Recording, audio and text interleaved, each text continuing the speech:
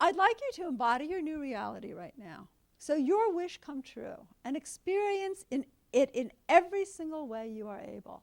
And you'll notice that it changes. Both what's going on outside changes and what goes on inside. And you don't have to document all those changes because that puts your attention on something not intuitive. When you are embodying your new reality or doing any kind of intuition, you're not making a diorama. You're not placing things. You're following your attention, or your attention is bringing things to you. So in an odd way, it's a passive process. You're not, bringing in the perfect housekeeper. You're allowing the perfect housekeeper to come. And then you're noticing who they are. And then you're noticing who knows them. And then you're noticing what they'll accept a week. And then, it is an allowing, an attention, and a noticing. Intuition is not going to tell you that you're going to die in a fiery crash without telling you how to avoid it. Because intuition only gives you what's actionable. Otherwise, your subconscious represses it. So take a moment now to embody being part of this field, that awareness that you are part of a field, and you're an important part of a field, of our field, of the field. And as you do that, also notice yourself embodying your new reality. And if it's going slowly for you, allow your attention to follow it and allow your attention to bring in information to notice why. You can ask your intuition questions and then let your attention go. As you do that, you will experience more powerfully this sense of something moving. And you may not even know what that is.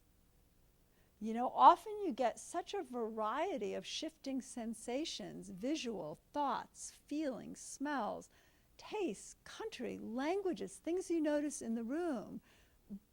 Just allow your attention to gather it. At a certain point, when you're doing this at home, you may want to start documenting. Once again, once you start trying to make it make sense, you're being counterintuitive. It will make sense if you allow it to, in its time. And its time is when you're ready, subconsciously, to allow it to make sense. Now, one of the interesting ways, because proof is an important thing, and I'm going to tell you why.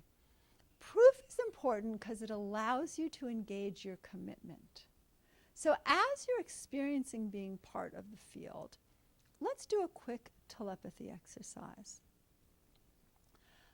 I'd like you to identify a person or a market, even, but in the present, that you want a different response from than you're getting. And now allow your attention to define it. Some of you are visual, some of you who are very in your heads may just have to know it's there. Define. What is your target? What is it you want to influence? And now your attention is also on you.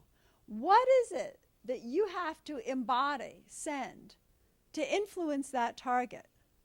And once again, you're not thinking it. Your attention is noticing. What is it? What quality of energy? What thoughts? What smells? What ideas? What is it that you have to send to make the connection with this target that gets the response you want? So what is the response you want from this target? So we've got three things going on here. Does everyone have the target, their goal?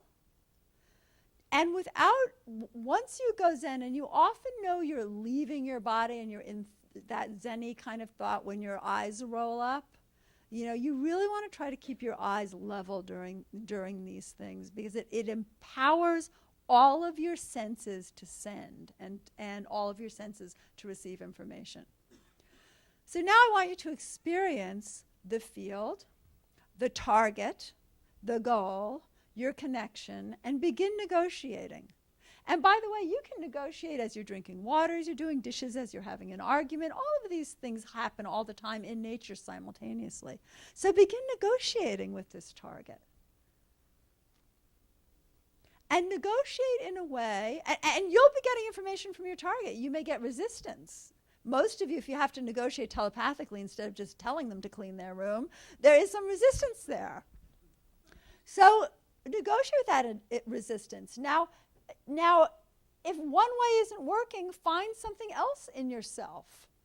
Embody some other part of yourself, some other gestalt of qualities that will allow you to get the response. Keep it mobile. And you need to know what it is. When you'll know you've gotten what you want. Does the person call? Do they offer you the presidency? I mean, what is, the goal is important.